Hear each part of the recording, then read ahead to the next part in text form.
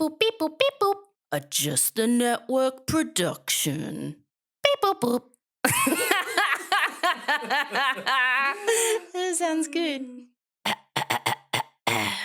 Take it away, me.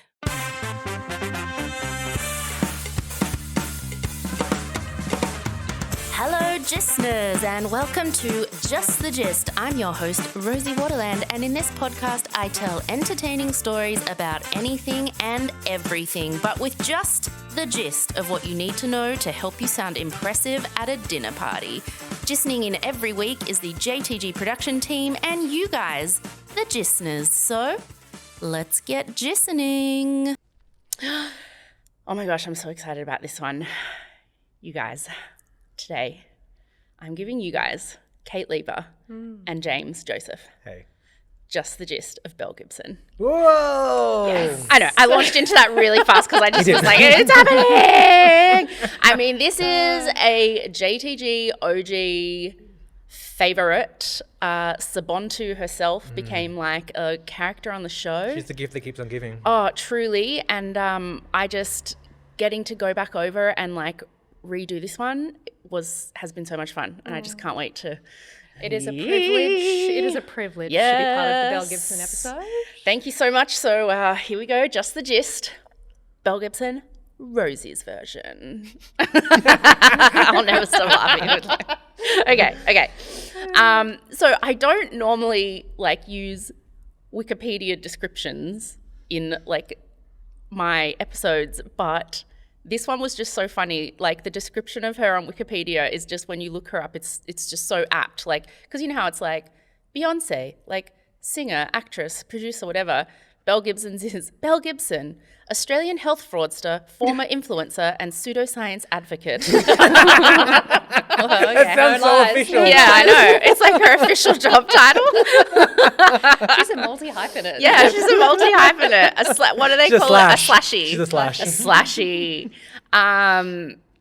Yeah, so I'm getting most of this episode from literally one of my favorite books of all time. I think I've read it like 5 or 6 times. I've listened to it a lot of times because it's kind of like a long podcast. It's like written so brilliantly. It's called The Woman Who Fooled the World by Bo Donnelly and Nick Toscano, who were the 2 journalists who like essentially broke the story back in 2015 for writing for The Age in Australia.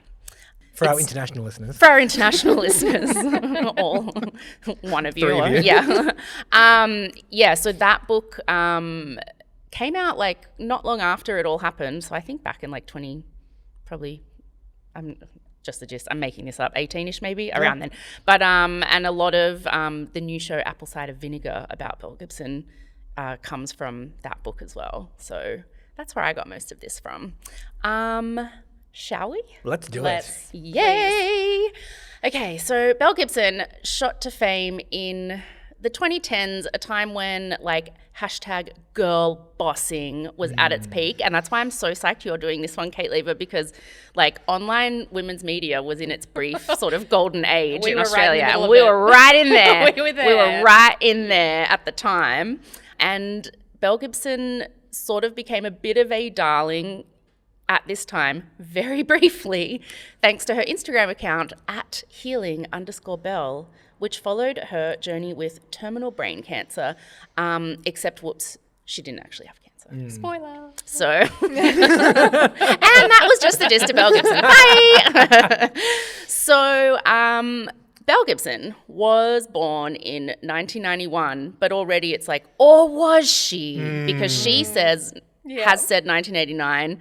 I think it was like one of the most famous moments from the 60 Minutes interview she ended up doing was when she couldn't even answer the question, what is your age? Like, what year were you born? She couldn't even. It was incredible. Didn't she say something like, I feel that I'm 26? Yeah, like, like something like the age that I believe myself to be, or like, just the most bizarre stuff. Yeah, so she I think it's officially 91, like once all of this came out and people looked into her and stuff. But I mean, this has all sort of come, like, this story's gotten big again, I guess, because Apple Cider Vinegar came out. Yeah. Like, what was it, last year? 2020? 4? 4. Yeah. The Netflix show, yeah. Yeah, with the Caitlin Netflix Dever. show with Caitlin Dever, who did the best Australian accent of all time, except for Flawless. maybe Meryl Streep as Lindy Chamberlain in A Cry in the Dark, which is an amazing movie, by the way.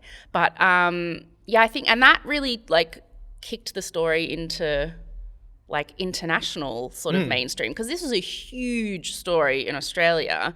But then the last few years, she has kind of fallen off sort of the radar, I think. Like, she's not really in the news. I think she's kind of gone actively into hiding. Well, I mean, yeah, people send me like sightings all the time, and I will not reveal them, because I do think, you know, she is, regardless of everything, entitled to privacy. But people send me Where she spottos all the time. Yeah. Yeah, like where she works, like seeing areas her. that she lives in, where she goes shopping. I get sent all. I could give you her schedule. Someone And does accidentally invited her around to their house. Yeah. Like all these stories. Incredible. Does her schedule still include grifting? Ah, Scamming I from don't 11 to know. 12? Like, I don't know, but I do like that, like, Just the Gist fans and Rosie fans know enough about me that they're like, I need to tell Rosie. Yeah. Like, people just tell me all the time. Because this is one of the first Just the Gist stories we ever did was Belle Gibson, and that was like 2019. So like, God, yeah, I that's did ages this ago. forever ago, yeah. And then it blew up again last year, and there was like renewed interest in her, and yeah, here we are. But yeah, so she's born in 1991 or 1989, who knows, but we think 1991. All her official documents, like, that's like on her tax stuff and her business stuff, it all puts her date of birth at 91, which would make her 34 this year. That's right, maths, yeah. And in her, you know, early, mid-ish 20s when all of this stuff happened. tell us about the stuff. So, according to Belle, her life growing up was pretty awful. She grew up in Queensland with a single mother who, Belle says, had MS, and a brother with, she also says, pretty severe autism. And she says, like, she was basically a carer from the time she was, like, 4 years old. She's like, tells very, like, Dickensian tales about having to do the shopping on her own and having to stand on a little stool over the stove, teaching herself to cook, because, like, otherwise they just wouldn't eat. And her mother came out later and said, like, all of that was nonsense, as did her brother. He was like, what? Like, she'd said he was non-verbal, and he's like, no, I'm not. Like, he's like, to me. Yeah, and like, I mean, And that's the thing with a lie, like, you're lying, but it's kind of like lies that are so obvious to Yeah. debunk as well. So, Crazy.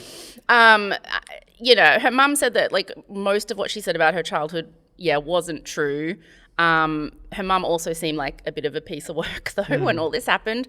But I mean, I get it. Like, my mum said my memoir wasn't true. Like, I literally made a podcast about it. You did, but Yeah. yours was Mine true. was true, yeah. Bit of a different situation. So I say. But from what I've gathered, like, over the years, just being interested in this story, like, her mum wasn't easy, and I think her childhood probably wasn't easy, but, like, just not in ways she wanted to admit. Like, I think she wanted it to seem like, I think she had a difficult childhood, and she wanted to get the, like, attention and sort of accolades for surviving that and sympathy for that, but her version of it that she was comfortable with, you know. So she apparently goes to live with a family friend when she's 12 years old. She drops out of school in year 10. Friends from high school say that even back then, she was known as that, like, one weird friend that lied all the time. Like, everyone has that. We've all had one. Everyone has that weird high school friend who told lots of lies.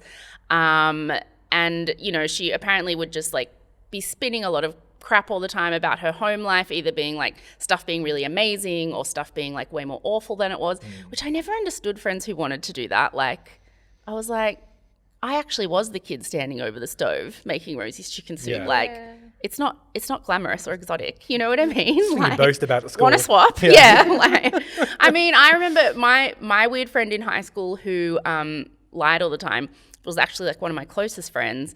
And I never understood. She used to tell people her dad was the CEO of a big advertising company, but, like, he was a bus driver in the area, and, like, Also we saw super him. easily Yeah, like, it Yeah. wasn't. Maybe he was both. I mean, maybe he was both. Maybe he was both. Maybe yeah, he just had a love of buses. But I mean, yeah, we all remember, like, that.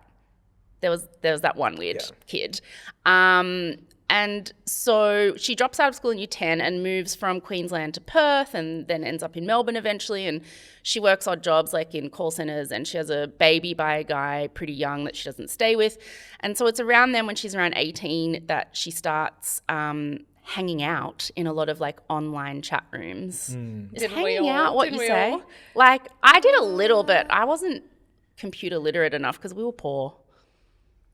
What was the question? Did we hang out? Did in we them? hang Yeah, out? we hang. I Yeah, think yeah, we hang hang out out. is Yeah, probably the yeah, correct term. yeah, But is that the term? You hang out in them? yeah. Yeah, I would right? say we So, hung out in yeah. chat rooms. Yeah. So she's hanging out in all these chat rooms, and because it's 2009, they were skatey chat rooms because she was super into skating culture. She had like the super hairsprayed, Yeah. super side Yeah. part, Did you you know. have? Did you have that super side? I part? did not. I did Oh, not. I didn't. I did not know. I did. I had a I had oh. it really long, like a emo kind of like James long, blonde had- one with black hair spiky at the back. Can I Yeah. please Glory- see a picture I don't think later? there are photos. I think I burnt them all. He had the most glorious Yeah. emo side fringe like that you've ever Award seen. winning. I've seen one photo of it because you don't have, you literally don't have any. It's like, I don't know how you got away with But that was the era. That And was we the were era. pre-Facebook. It by was, many years, pretty much, so- We were MySpace. pre-Facebook. There's- Yeah. Or MySpace. MySpace at the time taught us all how to code because you wanted like a cool background. Where you rated your friends and your top friends and Your it top was very- eight. Oh yeah, top there was eight. Tom from MySpace. He Yeah. was always your number one friend. Yeah. So she's in these skatey chat rooms, and she starts telling stories that she's like not well in these chat rooms. She starts saying that she's had like multiple operations on her heart. She's never really like specific about what the condition is. She like will just come on and be like, I died on the operating table last night and like had to be brought back to life. And I think it's like, you know, it's a natural progression in my brain when for the weird kid that lied in school and then the internet becomes a thing just as they're like leaving school to sort of like progress into like it's the perfect breeding environment for your nonsense, like going online. Absolutely. You don't have to prove anything. Like she doesn't have to like show up with a bandage or anything because like no one's seeing her. She's just like, yeah, I'm really sick, I'm in hospital, like, and so she gets all the attention she craves and all this like sort of care and connection from people like going, oh my god, are you okay, like, but like just sitting at her computer. So it's kind of perfect for those kids that lied a lot, I guess. And the internet is so new as well that like everyone's just taking everything on face Oh, value. yeah. Like someone's like, I'm sick. You're like, of course they're sick. Why would they? There's no reality where someone wouldn't say they're sick if they're not. I know. And Yeah. like also I think probably people who started doing like spinning stuff on like in these chat rooms or on Facebook or whatever were also not really realizing the weight of it. Like it was just like, Definitely. It's also that like teenage naivety because Yeah. as far as I know, she also did physically go and skate with people. So she'd be Yeah. like, I was dead last night, but do you guys want to meet at the skate park tomorrow at 9? Like, Yeah. And I guess kids didn't question it. No. Or if they did, they probably did to their parents and then just like well, let it's it go. it's that weird kid that you're like, oh yeah, like they say shit all the time, like, and everyone just kind of rolls their eyes, but like no one ever really confronts them or anything. Yeah. Like it's so odd. I mean, it was the same with my weird friend who, when the internet became a thing, had all these like fake friends on her Facebook that like That's like next level. yeah, like it That's was next it was level. so weird because I went off to boarding school. My uncle sent me to boarding school, and Facebook had become like a bit of a thing, and like she had all these friends, and I was like, oh wow, like she got really cool after I left. Like whoa, like Was it me? we didn't have any friends, like we were losers, and like she had all these friends, and like, and they were all like enamored with her. Like one of them would be like, you look so pretty in this photo, and then another one would be like, yeah, you do, and then like one of them like had a crush on her, and then another one, and then it came out later that they were all her. Like friends of friends of friends of friends. There was a whole I community remember when of you them. discovered that. Yes, It was like, poor, like what? it was just the craziest. Like it was just, but I think it was, you know, and the reason it even got discovered is that another friend of ours was like suspecting something was weird, and like she just used her email to like create all the accounts, and so you could just go and see like because it was just all so new. Like I think doing the lying was new, and like us not realizing that it was lies was new. Like it was just all it was the Wild West back then. Yeah, but it's also one of those scams where like there's such a deep well of sadness underneath it where you're just like, oh, this is not a happy person. No, doing it's just that. like, I don't know, looking for care and connection, and then but it gets weird. Yeah, And in Belle's case, criminal. Yes, Yeah. let's get back to Belle.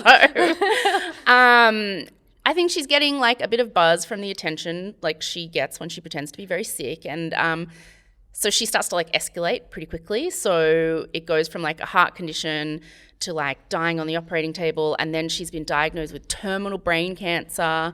She only has between 6 weeks and 4 months to live. So I think she was like, she'd tested it out, and now she was like pushing it a bit more. And at that stage, I think, kind of like with my friend, like, what harm is it really at that stage? It's like, who's it hurting? Yeah. This This is someone that obviously has some issues, needs some connection or whatever. This is how they're finding it. Okay, fine. And she's probably lonely. She's like living in a city she didn't grow up in. She has like a little kid herself. Like, she's probably just desperate for connection and like support, and saying she's sick online, like having people ask about her well-being is like the thing she craves, but she's just gone about it a weird way. She plays around with the brain cancer story in chat rooms for a few years, and I guess you can have 6 weeks to 4 months to live if you can just like keep changing your username, and like, she can just go to a new chat room and start it again. Like, she never gets to the end of the 4 months or whatever. Be a medical marvel and Be a medical marvel, deadlines. Which she ends up being. So she really is. Yeah. she's sort of doing that in all these like little chat rooms, and then it could have stayed there, and it could have like not gotten any bigger except for her feeding this need for, I don't know, connection, attention, sympathy, whatever. But then Instagram becomes a thing, and she gets on it. In 2013, she is not dead yet. In fact, she's like so not dead that she starts an Instagram account to show how good she is at not being dead. Like, that's kind of what it all is. It's at healing_Belle. And being an influencer, I don't think really was called that or considered a thing yet, but she definitely had an instinct for it. Like, she knew that people wanted to follow like a good story, like with a good hook. She knew how to like curate her page really well. And so she sort of created this like account persona that she said that she'd been healing herself of a malignant brain tumor since 2009 purely by living a clean lifestyle, and she was documenting that lifestyle on her Instagram. So that's kind of where it went. And she says, like, when people ask her more, because she starts building up followers quite quickly, that after she was diagnosed in 2009 with this like incurable brain tumor or cancer or whatever, she started traditional chemo and radiotherapy and did the whole thing. But then after a session one day, she passed out in a park across the road from the hospital. And when she came to, she was like, there has to be a better way, like chemo infomercial, like, and then like black and white. Yeah, chemo getting you down, and then it's like a thing of lettuce comes, and it's like, ah. So she kind of says from that day she just stopped all conventional medicine because she felt like it was making her sicker. And she stopped all the recommended cancer treatment, radiotherapy, everything, and she just started clean eating and also something called Gerson therapy, which is just a thing invented by a dude, and basically it involves drinking hourly juices and giving yourself heaps of coffee enemas. Yeah. So you just drink and juice and then putting coffee up your butt. Putting coffee up your butt. Yeah, like that's kind of it. She had heard about this therapy from another prominent budding wellness influencer at the time, a girl called Jess Ainscough, an Australian girl who actually did have cancer and was actually attempting to treat it with Gerson therapy, but she died because Gerson therapy wasn't great. Really? But Belle, wasn't at risk of that. She knew. She had the safety net of not actually being sick. Yeah, so I think she sort of had, it's alleged that she saw sort of what Jess Ainscough was like, the business model she had kind of built around her, like, a treatment and like trying to get well. And Belle kind of saw that and was like, well, I can do that, and like befriended her a little, she says. And she's like, it's her storyline in the show Apple Cider Vinegar is like the girl that she's like the character based on her, Jess Ainscough, is like really gut-wrenching. Oh, so gut-wrenching. Yeah. And befriend is a very generous word. Yeah, I feel it was like follow around, yeah, sort like of borderline stalk might be closer she to said the truth, they were but friends, yeah. and I think Jess Ainscough was like, it's just this weird girl Yeah. on But it Instagram is- who messages me all the time. Yeah. But do you know what really got me is because her mum died as well. Yeah. Jess's mum died as well because she also had cancer, and in sort of solidarity with her daughter also did the juice and coffee up your butt treatment,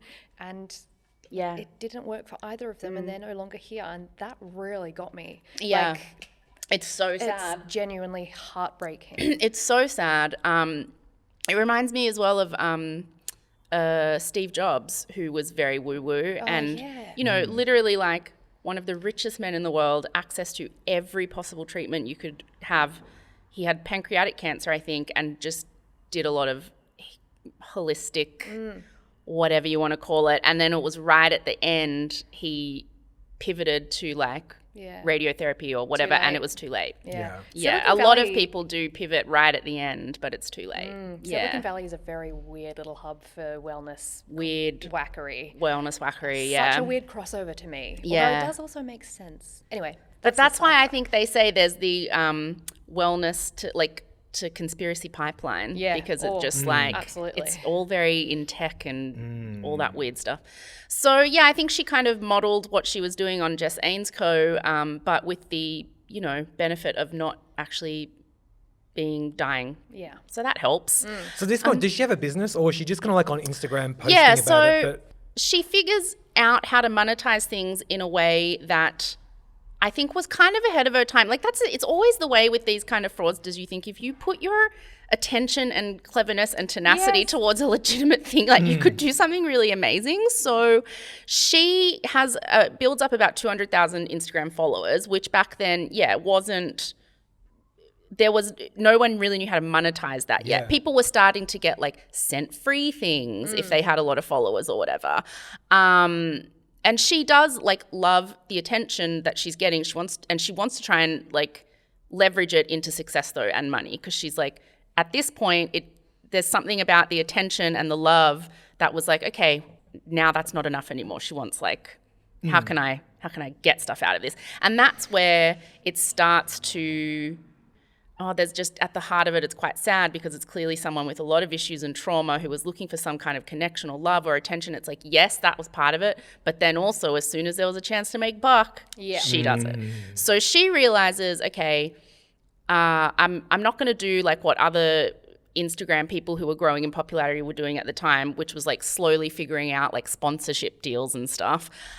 She decides I'm going to create an app. Like I'm going to monetize my whole brand that way. She hires some IT nerds to like make this app for her called the Whole Pantry, and she just fills it with like all her recipes that she says whole food recipes that she eats and like juices and all that kind of thing, and you know, which coffee feels best up your bum, and and she sells the app for $3.79, and apps were like quite a thing. They were a novelty then. It was like you would buy an app just because it like made a funny fart noise or something at the time. Everyone's got an app now, but back then she was a bit ahead of her time. She was You clever. gotta give her that. It was really clever because people were like, you know, just really getting into apps and finding them like quite a novelty, and there weren't really any other wellness apps. Like even the concept of what she came up with was like new. It was downloaded 300,000 times in its first few months in the App Store, so at $3.79 a pop. So like considering everyone else on Instagram was just like, oh, will you pay me $500 and I'll say I like your like vitamins or whatever? Like, but she like went a different way and was like really clever about it. And, you know, wellness was very much becoming like a commodified industry at this point. It was like Goop times and Girl Boss times. And so Apple sees how well her app has done, and they approach her and say, can we help you develop the app further and make it even better? Because we're a few months away from launching the Apple Watch, and they wanted the Whole Pantry to be one of the preloaded apps that came on the Apple Watch. Preloaded, so everyone would have like, this app already. Yeah, like when you two was on everyone's phone, remember? And it was like, how dare you? Ew. But like, yeah, Apple Watches were going to be huge because Yeah. this was the first Apple Watch to come out, and it was going to come preloaded with like a few apps for people, and hers was going to be one. Like, it was huge. And she was early 20s. I mean, this would have been Yeah. A huge achievement and felt fantastic in terms Yeah. of her like external validation chasing that she's doing. This would have been Oh, she got flown over to amazing. Silicon Valley. She got flown to Apple headquarters. Like, and they say this is why she added 2 years to her age, because at the time she was worried she wasn't going to be taken seriously because she was so young. Like, because everyone's like, why did she add 2 years to her age? But I mean, apparently that's why. So she also is claiming at the time, and this is another reason she becomes like hugely popular and beloved, is that she's all about charity. Like, all the profits from the app pretty much go to charity. Like, the goal of like the whole pantry, which she calls TWP, like, which is she's trying to build into an empire. The goal is like charity focused. Yeah. And like, I read an interview with her yesterday when I was like going over old articles and stuff, and it's so deranged. It's like she just thinks of all the things she's like, there's like women's reproductive health in Uganda, and the endangered bearded dragon whatever over there, and also hungry children in inner Melbourne, and like just this random list of like Africa, have you heard of it? yeah, like Africa, ever heard of it? Like, she just has this, she just says that like essentially the goal of TWP is to make people healthier, and like money doesn't matter to her, so she wants to give away at least 95% of everything. Like, it's not about making money to her. Do you know what kills me about that, though, is first of all, if she'd had anyone on her team, they would have been like, babe, why don't you choose one charity and give them a decent amount of money instead of spreading it everywhere? Also, the charity was right there under her nose. It should have been a cancer charity. Yeah, right? Like, What are you doing? I know. I think that this is where like people often say she's very smart but very dumb. Yeah. Like, she is really smart in a lot of ways, but then in other ways, and I find this often with people like in my life who have been like quite big liars. Like, I mean, the main one is that girl I went to school with.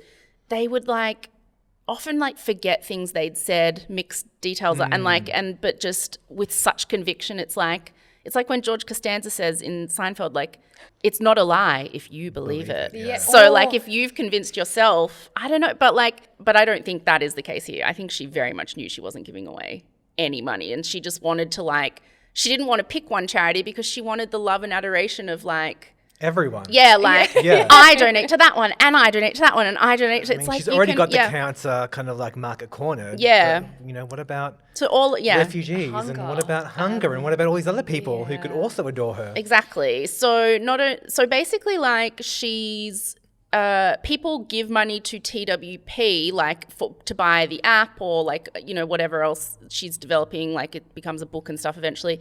But also, so she says that all goes to charity, but also she's constantly like fundraising. So she'll be like, TWP is going to donate to whatever charity this month. So like, either like give us money directly, or like she'll do things like everybody who buys the app, in the next 48 hours, all app proceeds are going to X charity. Like so she'll do these random sales pushes to like, and always saying they're going to particular things. I mean, the most awful one that is sort of also dramatized in the Apple Cider Vinegar show is there is a little boy called Josh Schwartz who had she says, the same brain cancer as her. And so she like befriends his family and promises to raise lots of money for them.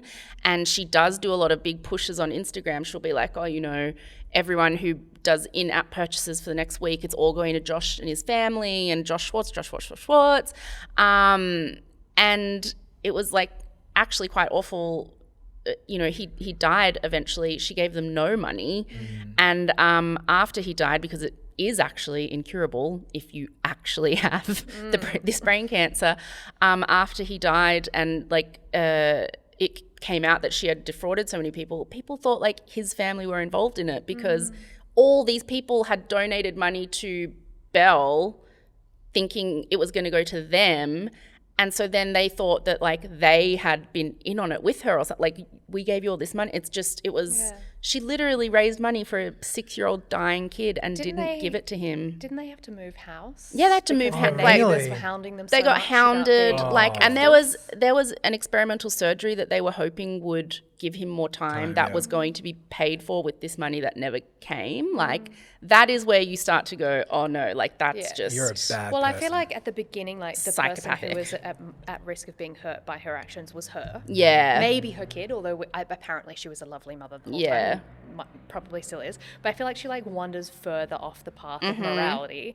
And when she's not giving this 6-year-old kid the money she's saying she's raising, that is like, she is so far off the track of morality that like I left my sympathy back quite a while. Yeah. You know? That's sort of what it's, I find like speculating wildly on her psychology so interesting. Like, because, you know, what do I know? But like still, I find her to be a fascinating person, because every time you think something is her motivation, there's 10 other motivations with her. It's so strange. So, I mean, she's getting huge at this time. Like, she is making lots of money. So not just like, you know, through the app, and like she'll throw like VIP, like in-person events. And so people pay to go to these events. And then she'll also sell like, if you can't come to the event, $100 for an online ticket to just live stream the event. Like, so she's like really figuring out how to make like really good money that she is saying is all going to charity. So she's terrible, but like what, like, shouldn't anyone be checking? Like she's just allowed to go and do whatever, and she's got a good story. She's a pretty young girl, and everyone's just like, sure, go for it. At this point in time, she's beloved in the media, like, because she's basically like, she's this young, beautiful woman. She's dying. She has a little son. Yeah, she's a mum. That's a key. She's a mum. Yet she's spending all of her time left on this earth, like being a brilliant tech entrepreneur. But instead of like using her tech entrepreneur skills to become like Mark Zuckerberg, she's doing it to help people. And not only that, she's not even keeping any of the profits. Like, and also like, she's not dying. So her like way of treating her cancer is like, she's basically Jesus. Like, she's basically cured cancer and is so like selfless and brilliant. And like, so she was really a media darling. So at this point, it's 2014. Things are pretty amazeballs for Belle Gibson. She has a partner, Clive, that she had been with for quite a few years. He was an IT guy, so they are kind of like running the business together. There are questions about how much Clive knew or didn't know about I'm dying to know how her much Clive illness knew. situation. I mean, it's speculated that since he had raised her son pretty much since he was a baby, he kind of kept quiet out of fear he would lose access to him. Like, that's sort of dramatized in the show. And also there's an interview with someone in the Bo Donnelly and Nick Toscano book who says like he actually said as much to her once. But, you know, he was never charged with anything. It's hard to know what he knows. Clive, I find Clive to be a fascinating sort of quiet side character in all of this. But, you know, I also sort of thought when I was like trying to like decode it, I was thinking, it'd be very hard to not know if your partner is lying about dying of brain cancer. But then I was like, but also hetero relationships that, like, maybe that's just a part of the mental load. Like, maybe he just didn't even notice. Like, just dropped her off in the car park outside the hospital didn't and got ask. on with his day. Because, like, dudes, straight white dudes are pretty, there's like, lots of things useless. that I didn't ask you. Yeah, Like- I mean, you would know if I mean, please. You were literally helping me go to the toilet within a few months of us meeting because I had a major surgery. This is true. I'm No, no butt Clive. surgery. Yeah, no, I'm not getting you to drop me off. You're bringing me in. I want all the sympathy and the attention, as if. Well, that's the interesting thing is that like there were missed opportunities for this sympathy that she so craves in her actual real life circle around her that she just bypassed to get strangers validation. But I think from what a lot of people have said over the years, she found it very hard to maintain close interpersonal relationships. And I think that's why Clive fascinates people, because most other people seem to come in and out of her life quite briefly, and usually because they started to feel like something was off or dodgy about the illness stuff, and so then they just sort of got passed along. But Clive was there. He was the only one there for that extended amount of time. It's like, well, surely you must, but anyway. I also love that he's a young-ish person called Clive. I know. It just really adds to the Clive. narrative. Oh, Clivey. And so, I mean, she's living the high life at this point. Like, they moved to like this beachside, massive rented house in St Kilda. She gets BMW. She's flying business class like overseas on all these like work trips, she says. She signs a book deal with Penguin to like publish the book version of The Whole Pantry. That's published in October. That's when she wins the Cosmo magazine Fun Fearless Female Award. And she's just generally being pushed in the media as like this brilliant tech entrepreneur / brave dying girl. And she's posting all of this on Instagram, like her amazing life on Instagram. And this is where I think it starts to become really obvious that she's smart, but she's also dumb, because like things are going so well and her life has become so great that the thing that launched this whole successful life for her to begin with, the cancer, it's like it's not really fitting into the story anymore because she's like, in all the press she does, people comment online, like journalists, everyone are like constantly pointing out how great well she looks, how well she looks. And she wants to look good because she's famous now. Like she's sort of trying to live these two alternate realities. It's like, you know, she wanted the best of both worlds. Like she had this success. She was this brilliant tech entrepreneur and like, and I think at that point, what's interesting to me is she was smart enough to come up with a way to get out of it. Like to say, I've gone into remission. We never thought I would. Yeah. It's 1 in a million, but I'm the one. Like she could have come up with something to say like, I'm so lucky, I can't believe it or whatever. Like she could, but I think she wanted like, because at first I was like, oh, the dying thing's getting in the way now because she just wants to be this famous tech entrepreneur and she has to keep like answering questions about being sick and dying, and that's annoying because she just wants to put her whole fancy new life on Instagram. And she must want to just get rid of the dying part of it, but she doesn't because I think she likes the attention of it. So she wants the success and glamour of like this new like career she's built, but she also still wants the attention and like admiration and sympathy from people for being so brave and sick and dying. Because otherwise she could have just dropped it. Oh, absolutely. So easily. This was the era of peak online wellness. I mean, we may still be in that era, but this was around the time Sarah Wilson was releasing I Quit Sugar. Pete Evans was like releasing books telling babies to eat broth. Like bone broth like or whatever. But nearly killing babies. Hey, like, babies. No, bone broth. His book literally got pulled because it was like, because he that will kill babies. Don't tell babies what to do, Pete Evans.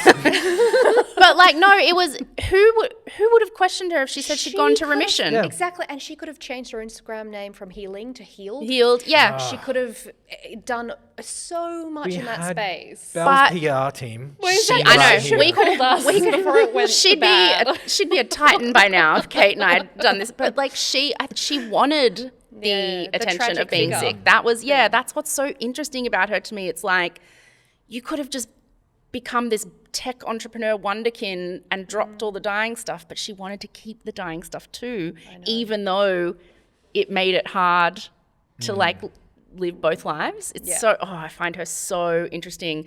So it's around this time that like she doubles down on the illness stuff. So not only does she not want to drop it, she wants to like make it even bigger. And it never really made sense to me because I was like, you are at peak career right now. You've got an app coming out on the Apple Watch in a few months. You've got a book. You're winning awards. You're like, everyone thinks you're brilliant. Like, just drop the dying thing and lean into that. But instead, she suddenly puts up a post one night saying like, with a heavy heart, she needs to tell everyone that she's been diagnosed with 2nd, 3rd, and 4th cancers. Cancer apparently had spread from her brain and was now in her blood, spleen, uterus, and liver. Whoa. But she's so brave and she's going to keep working and doing what she loves, even though like she's in pain and her life is, ending.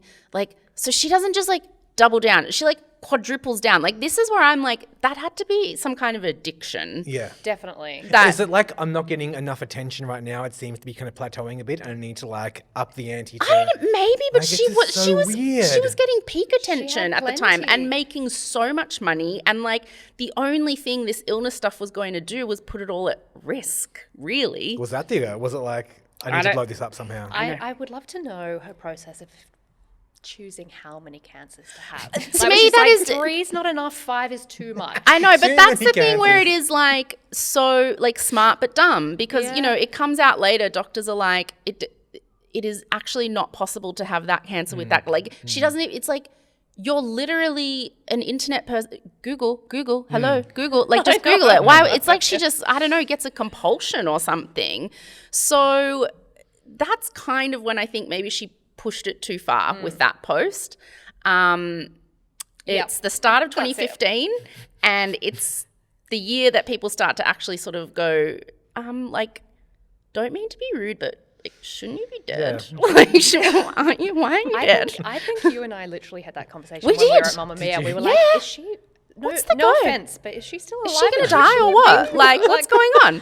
Because, like, she looked amazing. Her life was good. Like, that's why I just don't understand why she Didn't pivot. Yeah, pivot didn't to pivot. wellness. I feel like a So- you would have already had the article about Belle dying. And Probably. you're like, We it's probably sitting did. here Our for finger ages. was probably just hovering over the publish button, like waiting for the queen to die. Like, but also,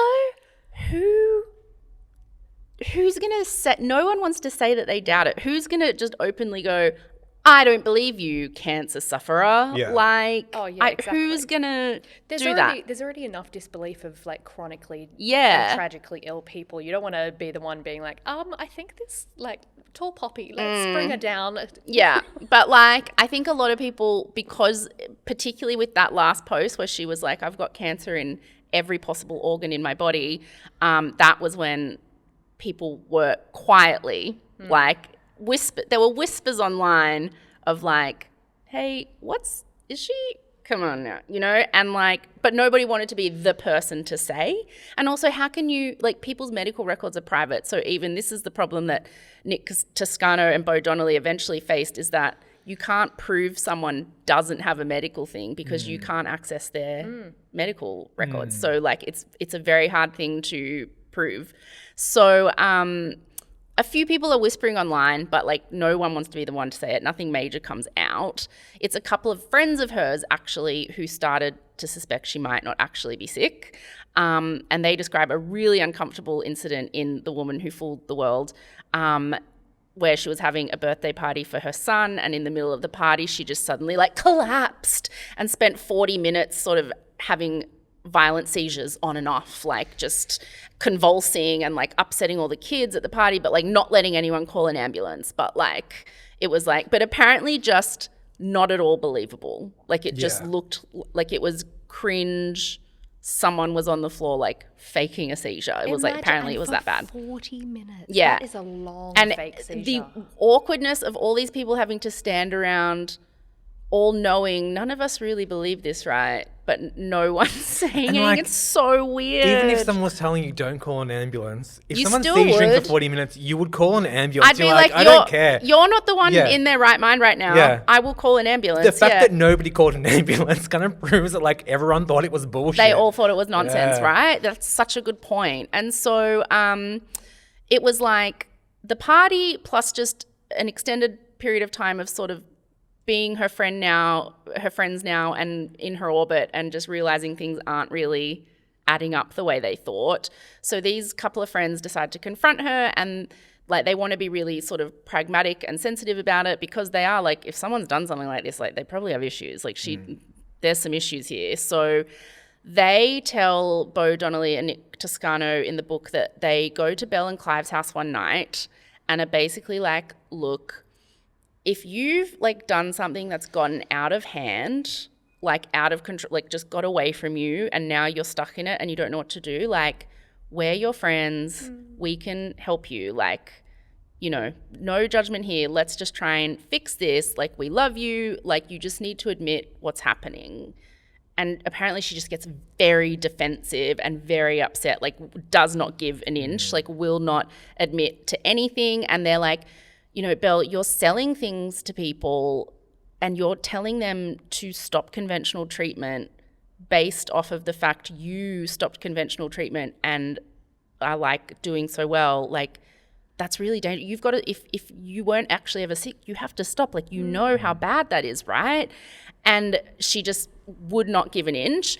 And one of the friends at that point was like, well, you know, can you show us then? Like, do you show us scans? Like, do you have medical records? Like, do you have a doctor? And she says, yeah, I do have a doctor. His name's Dr. Phil. And they're like, this is one of those bizarre details from this story that is like, Belle, like, and they're like, Dr. Phil, what? And like, she doesn't remember any other details. Just Dr. Phil, that's it. And so they're just like, are you like? And she says, you know, that was his name. I don't remember the rest. That's who diagnosed me. And so at that point, one of the women, like, she gets the shits and she goes upstairs to find Clive. This is what she says. And you can't Google Dr. Phil. No, yeah, because that's probably part of the brilliance of it. Yeah. So she goes up. One of the friends goes upstairs and finds Clive and is like, "Is any of this true? Like, we don't think it's true." And apparently he says, like, "No, none of it's true, but like she'll destroy you if you ruin this for her. And like, I'm only sticking around because I love this boy." And so back downstairs, like, confronted with these, like, for probably the first time, people just saying directly to her face, like, we don't think you're actually sick. Belle frantically calls, like, this sort of alternative, like, medicine practitioner, you know, just some guy who says he does things, like, basically. And she says, like, you know, this is who I work with, like, can you, and she asks him to come over. So he comes over, and when he gets there, she's like, can you please explain to my friends, like, that I have brain cancer, that I actually have brain cancer? And he's like, well, I only know you have brain cancer because you said you had, like, you told me you have brain cancer. Like, and so she was sort of like, that was going to be her checkmate proof. Yeah. And he's like, well, I assume you do, but you told me that. Like, and so nothing is resolved that night. She doesn't admit to anything. The friends are really frustrated. One of them is so frustrated that she goes to the police, who don't do anything. And then she also contacts press. And that's when she ends up getting in touch with Bo Donnelly and Nick Toscano and, like, tells them what she thinks about Belle, what she knows about her, that she thinks it's all lies, blah, blah, blah. They start looking into it, and it becomes, like, pretty clear to them pretty quickly that it is all pretty dodgy. Like, you don't have to pull at much thread to figure it out. Like, she has it, again, smart but dumb. And so they talk to a bunch of people. They speak to cancer specialists who, you know, confirm, yeah, she can't have that with that and that and that, you know, just all that sort of technicality stuff that she obviously hasn't researched. And so they get to a point where they're like, okay, this is a story we should publish. But the lawyers at The Age, the publication where they work, are like, you can't, because you can't prove that she doesn't have a thing. Like, that's private medical records. Like, that's not something you can print. And so they sort of are stuck for a while. They don't really know how to make it a story that they can legally publish.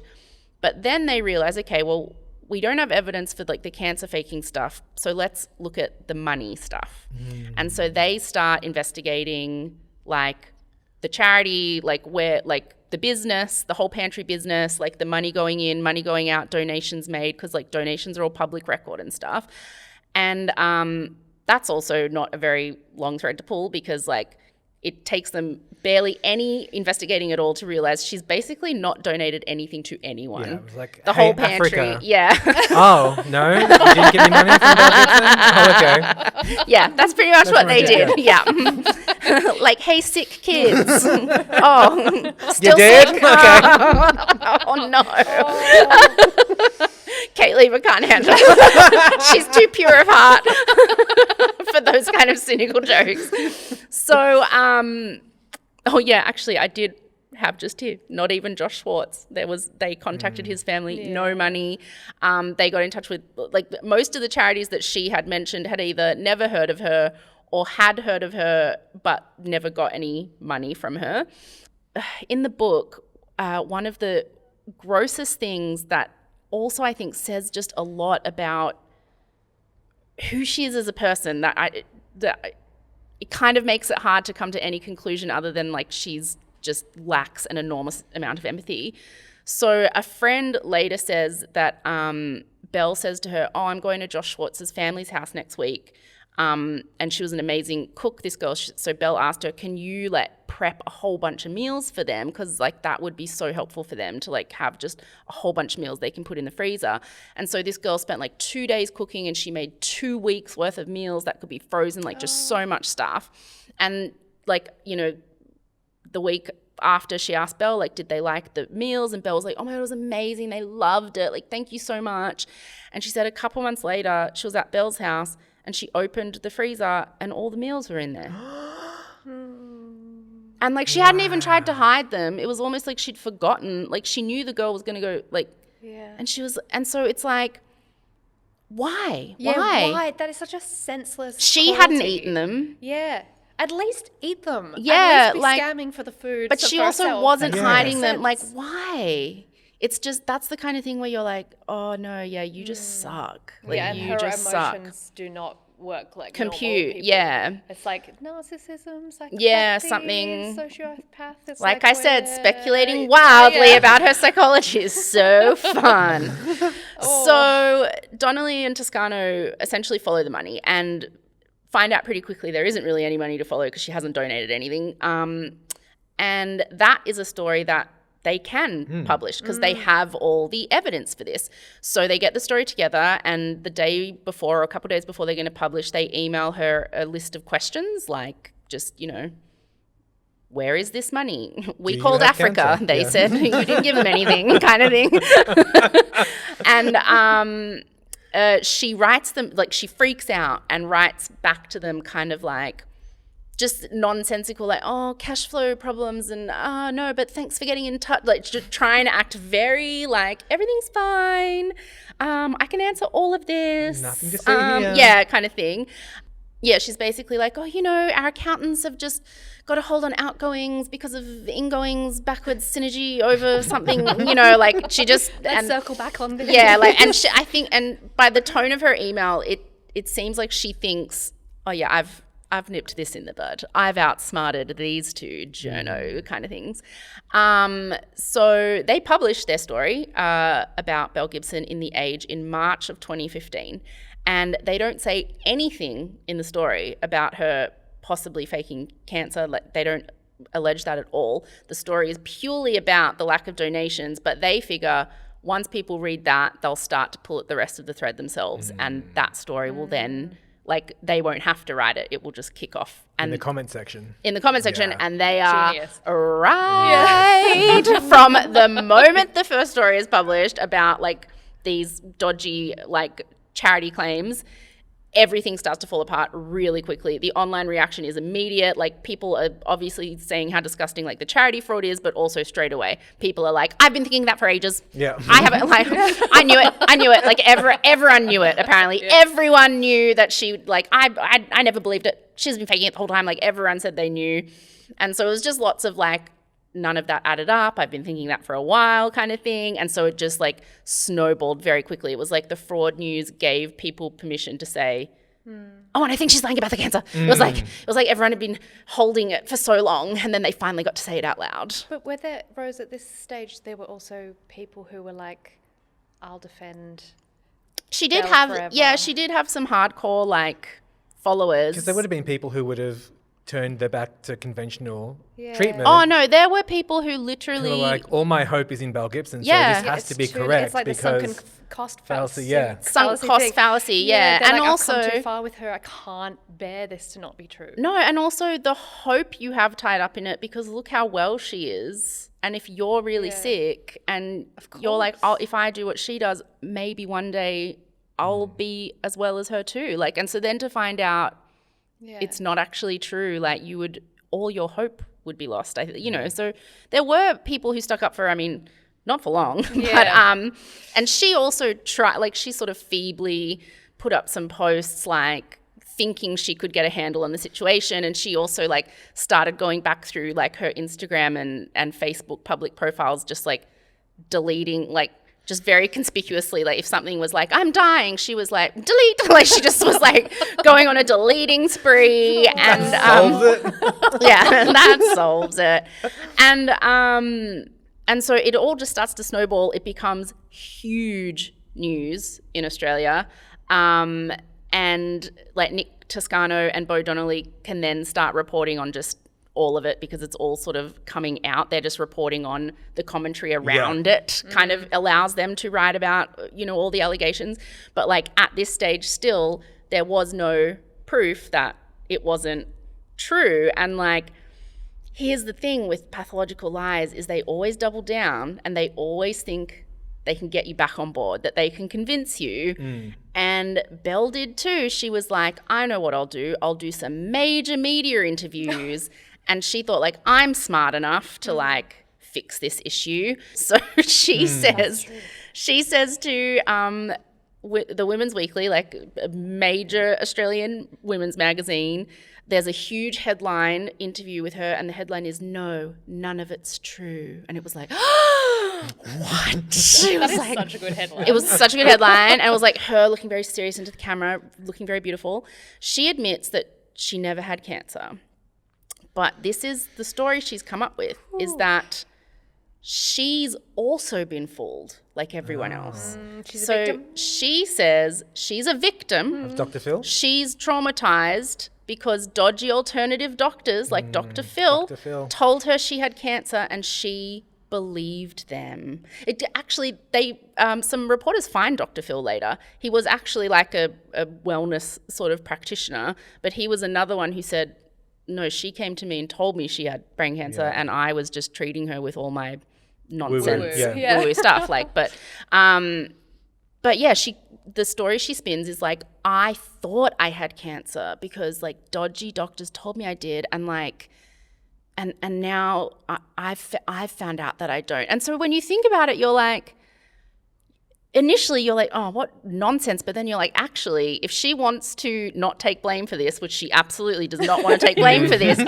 is kind of the only plausible story. Like, this is her one chess move, really, I think.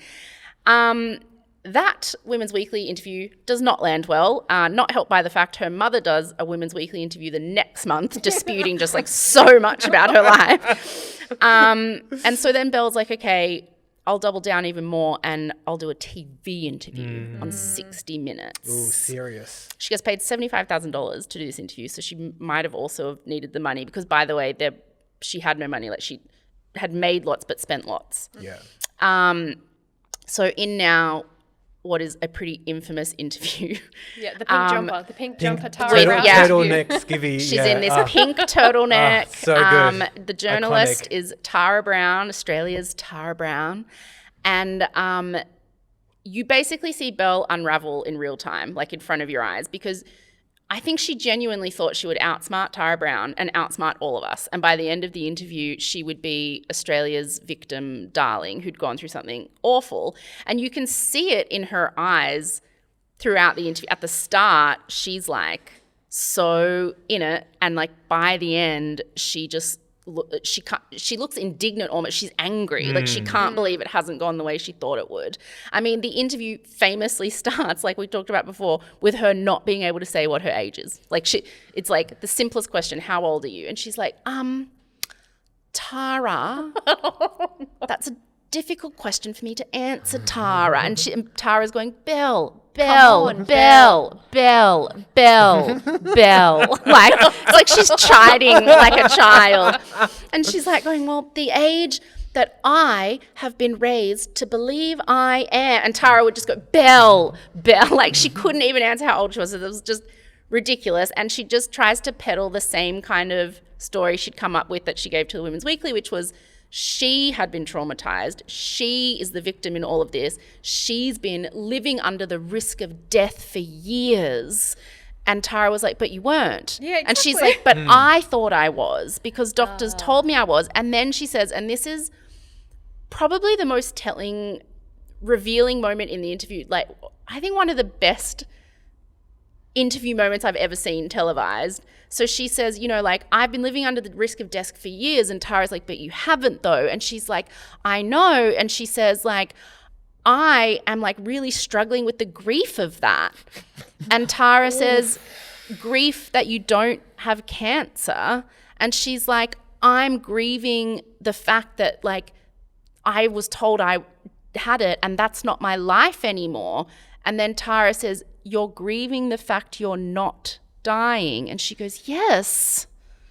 And like that does not seem outrageous to her. Like, because the fact that like it's not true, like she never thought she was dying. So like this is all a lie, but that she thinks that is like should be a convincing argument. Like, and like I can see the logic in her brain. Like, how awful to be told that you're dying and to believe that you're dying, and like what a traumatizing thing to go through, to think for years that you're very, very sick and now I've found out that I'm not. And like, that's really awful, isn't it? Like, I can convince everyone that that's really awful. But you haven't been living a life as a sick person. No. Like, you haven't been struggling. You haven't been, saying your goodbyes and, having these things. You've been planning for the future. You've been starting businesses. You've been living as though you've got a long life ahead of you. Mm-hmm. If she had to actually live as a sick person, she would have given up this game so quickly. Yeah. This type of sick is disgusting and boring and sad and so filled with grief. Yeah.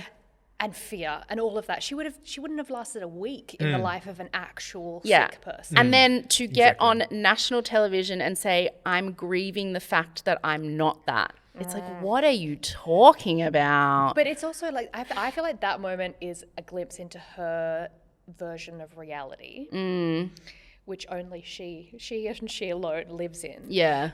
Because it's like, she's not even thinking about the people at home who are sick or have lost people to sickness, who must be so livid. They can't even comprehend what she's saying. Like, that just doesn't even factor. It's like they don't exist, real sick people. It's bizarre. Well, it's like, how can you have treated Josh Schwartz that way, that little boy? Like, it's just literal child. Yeah, it's crazy. So you're on Belle's PR team at this point.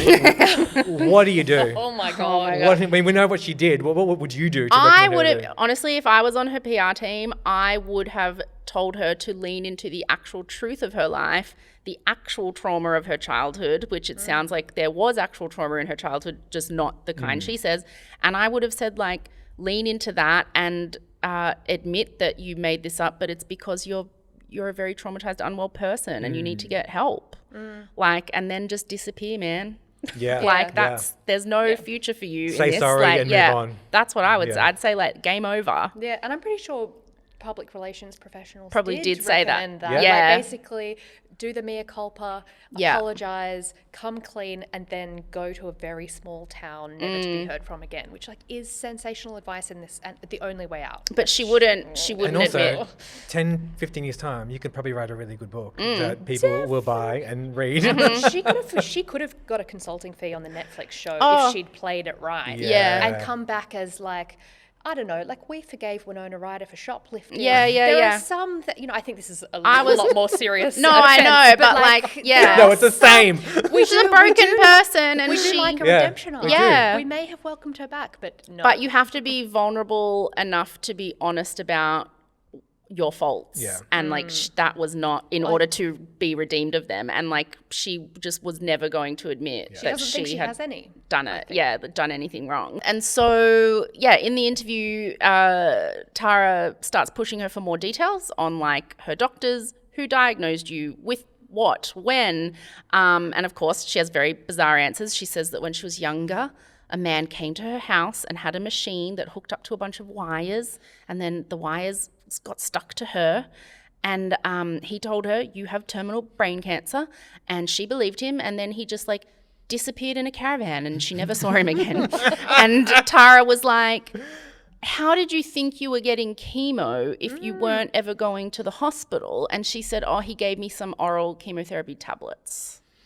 And so the biggest revelation also in the interview about her actual health came from Belle herself, because again, smart but dumb, she handed over all her medical stuff to the 60 Minutes team to like go through. And I don't know if this was wanting to get caught or just forgetting it was in there, or getting to a point where maybe she does just believe her own story and forgot how it all started. But Tara Brown points out at the end of the interview, like when Belle's not there, just in like a piece to camera, that they did find in her records that back in 2009, she actually did go to a neurologist to get an MRI because she was worried that she might have MS like her mother did. And her brain scans came back perfectly healthy. And the neurologist said, besides being a little bit like having like medical anxiety, you're totally fine. There's nothing wrong with your brain. And it was a few days after that appointment that she started saying she had brain cancer in all those chat rooms. So it's like on record that she went to a neurologist and they were like, clear scans.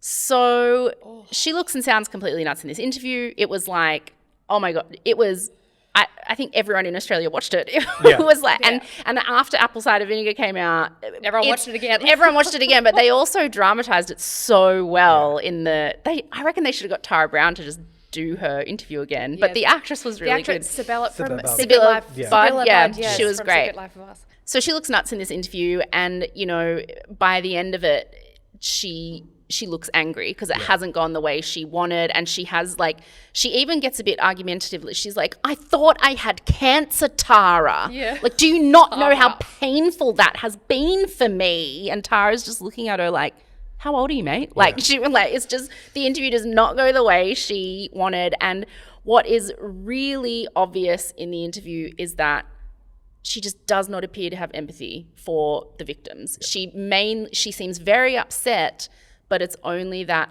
her life is ruined, not about anything else, which is just, ugh. So Penguin pull her book, The Whole Pantry, from sale and pulp it. I have a copy, which a friend got for me. My friend Julie found it in an op shop, and it's autographed. And James has made a bunch of the recipes from it, and they're all disgusting. Yeah, when I came to your apartment and I saw that in your ironic book collection, that's when you knew it was love. Yeah, I'm staying with the woman who has a signed copy of The Whole Pantry.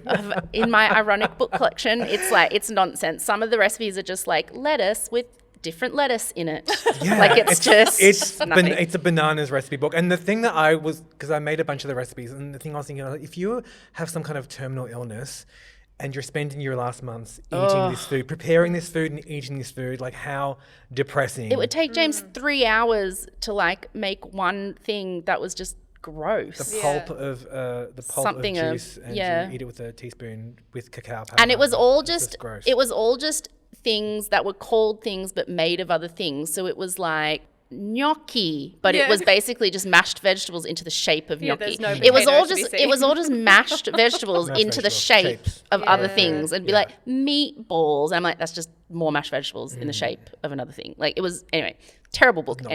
Beautiful though. Beautiful book. Credit to the photographers, credit to the stylist. Yes. So Penguin, they have to pull the book, and they were eventually fined $30,000 for publishing all her claims in there without verifying, because it came out that they absolutely had suspicions, because before the book was even published, they started to worry about the veracity of her story. And there's footage you can watch online where the PR team at Penguin sat her down to do some practice questions about so when were you diagnosed, and explain that, and how does that work, and why aren't you dead, kind of.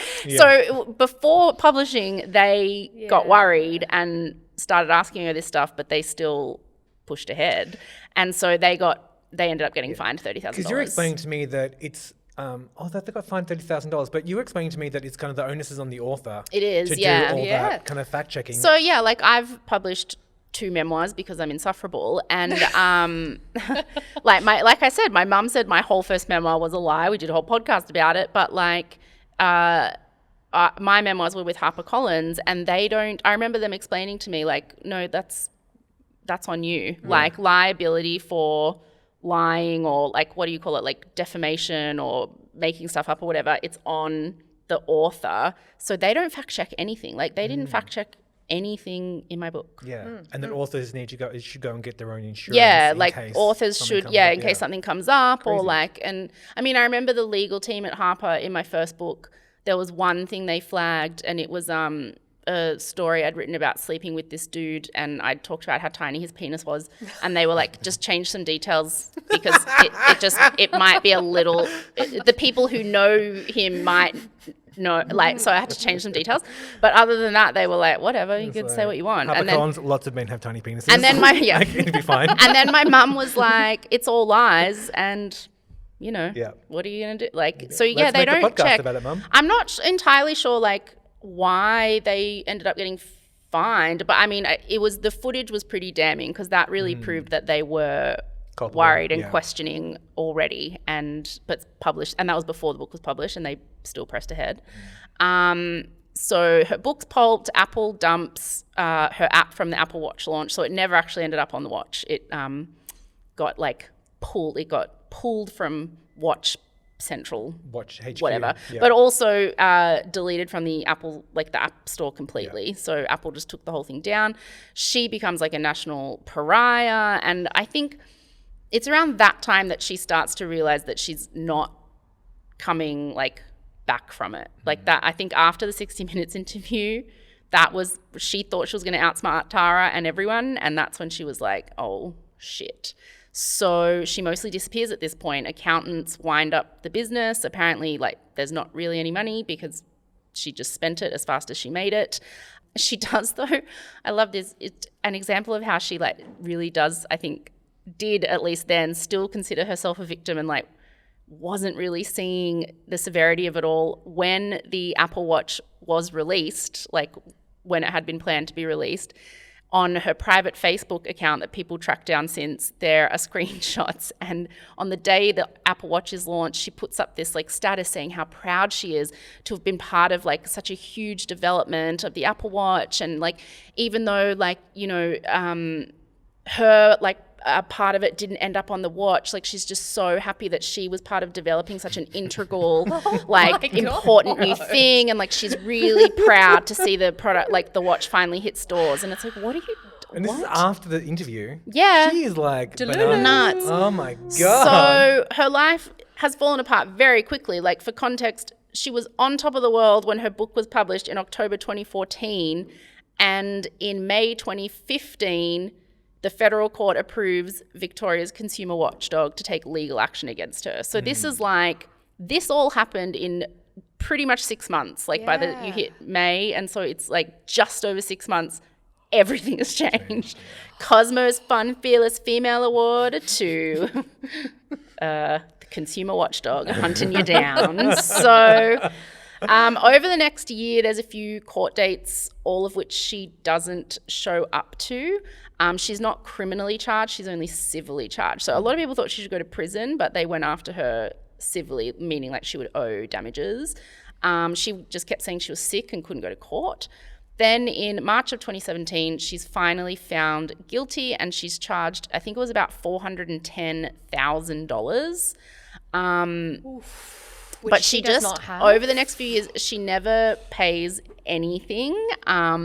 And people start to get frustrated because they see her like, she'll post like going on holidays with like her kid and stuff. And, you know, the Daily Mail would like, they like figured out where she'd live, and they'd like see her driving a BMW or whatever. She still lived with Clive, but they insisted that they weren't together. They were just like she just lived there. And so anytime she like spent anything, did anything, whatever, it was like, well, that's Clive's money. Like, so they couldn't come after her for everything was in Clive's name. So it was like they couldn't ever get money out of her because she technically didn't own anything. Eventually, though, like they split up. Yeah, Clive's had enough. So, I mean, when apple cider vinegar came out last year, there was a story, the Daily Mail tracked him down somewhere and took photos of him like walking with his girlfriend in a park. So he has like some new girlfriend.